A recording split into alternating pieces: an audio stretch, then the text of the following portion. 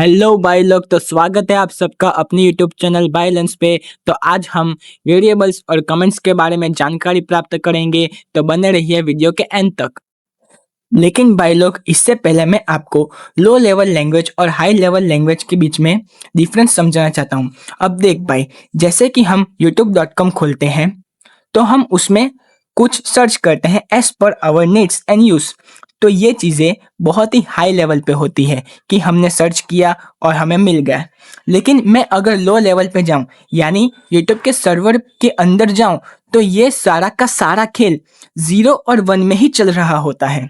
जो कुछ भी हम देखते हैं, जैसे कि वीडियोस, इमेजेस, स्ट्रिंग्स या कोई भी फाइल जो हम डाउनलोड करते हैं, वो सब 0 और 1 में ही प्रोसेस होता है। लेकिन हमें ये चीज़ नहीं दिखाई देती, क्योंकि यही हमारे कंप्यूटर की ब्यूटी है। और ये सब लेयर ऑफ एब्स्ट्रैक्शन है जो हमें इस तरह चीज़ें दिखाती है। शॉर्ट में भाई लोग, लो लेवल मतलब हार्डवेयर के नज़दीक और हाई लेवल लैंग्वेज मतलब हार्डवेयर से दूर होती है। C++, पाइथन, जावा, ये सब हाई लेवल लैंग्वेजेस हैं और इसके थ्रू हम कंप्यूटर को समझाते हैं कि हम क्या करना चाहते हैं।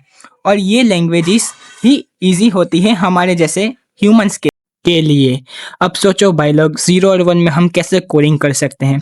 इसीलिए हमें C++ जैसी हाई लेवल लैंग्वेज यूज़ करनी पड़ती है।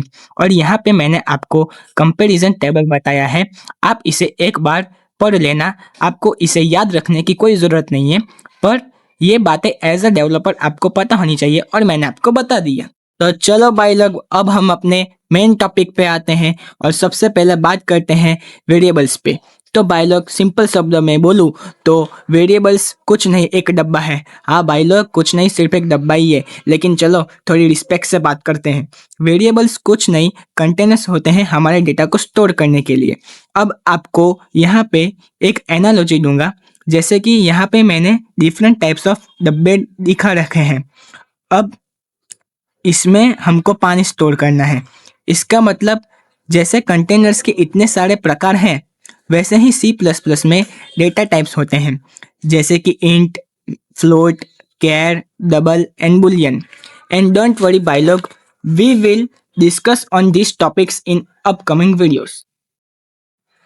लेकिन अभी के लिए भाई लोग एक आइडिया ले लो।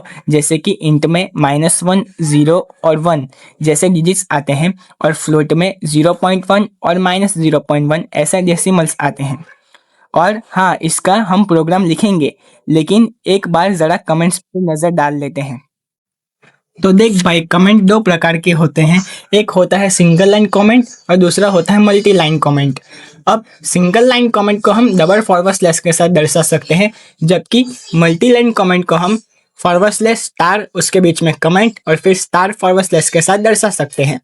अब भाई लोग, ये जो कमेंट है उसको कंपाइलर इग्नोर करता है, मतलब उसका कंपाइलर से कोई वास्ता नहीं है। तो भाई लोग, आपके मन में सवाल आया होगा कि आखिर कमेंट का यूज कहाँ पर होता है। तो देख भाई, एट दी एंड प्रोग्राम को तो कोई इंसान ही हैंडल करने वाला है। अगर कोई दूसरा प्रोग्राम खोले तो उसे भी समझ में आना चाहिए कि हमने क्या लिखा है।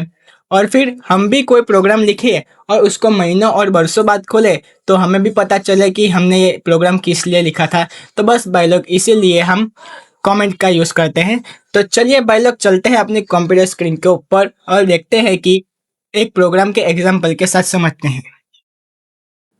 अब भाई लोग आ चुके हैं अपनी कंप्यूटर स्क्रीन के ऊपर। जल्दी से नई फाइल बना लेता हूँ b2.cpp करके, और यहाँ से मैं b1 से कोड को कॉपी कर लेता हूँ, क्योंकि मैं बहुत बड़े कालसी हूँ। जल्दी से कोड कॉपी कर लेता हूँ, ये Ctrl+C और Ctrl+V करता हूँ, और यहाँ पे शुरू करता हूँ। पहले कमेंट का एग्जांपल आपको दे देता हूँ। This is the example of single line comment. तो देख सकते हो भाई लोग कि हमको ग्रीन कलर के अंदर देखने को मिलता है VS कोड में कमेंट, और ये सिंगल लाइन है इसलिए डबल फॉरवर्ड स्लैश यूज़ किया है। अब मल्टी लाइन कमेंट का एग्जांपल ले लेते हैं। तो this is the example of multi line comment. तो देख सकते हैं भाई लोग कि यहाँ पे हमने मल्टी लाइन कमेंट लिख लिया है। अब भाई लोग आपको VS कोड का एक शॉर्टकट समझाना चाहता हूँ। हम कंट्रोल और फॉरवर्ड स्लैश अगर कीबोर्ड से दबाएंगे तो ये अपने आप कमेंट में आएगा और निकल जाएगा। तो चलो भाई लोग अब वेरिएबल का एग्जांपल ले लेते हैं। यहाँ पर मैं लिखता हूँ int a is equal to 3 semicolon, int b is equal to 4 और अब यहाँ पे मैं सी आउट का एक स्टेटमेंट लगा देता हूँ कि the value of A is.